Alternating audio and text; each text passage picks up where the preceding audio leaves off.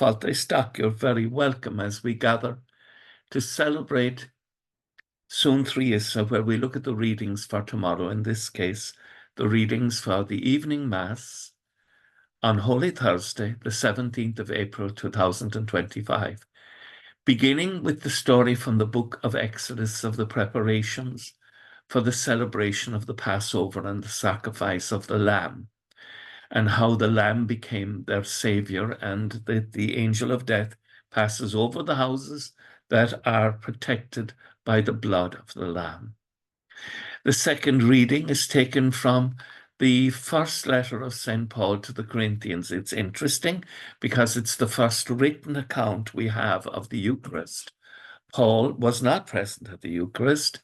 He's a later convert, and this is what he says was passed on to him. And that the Lord had said, "This is my body, which is for you. Do this as a memorial for me." In Jewish theology, they believed that the act was to get God to remember, and whatever God remembers, we become present too, because God exists outside of time.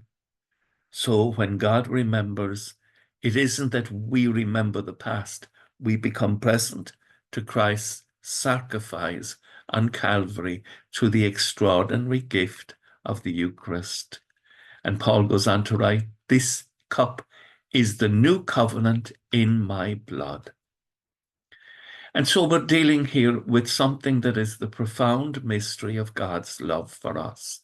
And so Jesus, John records him saying, he'd always loved those who were his own in the world, but now he showed how perfect his love was.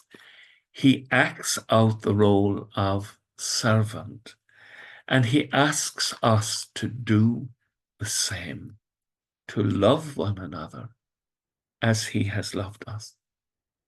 Let us pray that we will enter into the mystery of this great event on Holy Thursday, the gift of the Eucharist, representing the gift of God's eternal love for us, and the covenant of the celebration of the taking away of all our sins in the mercy of God.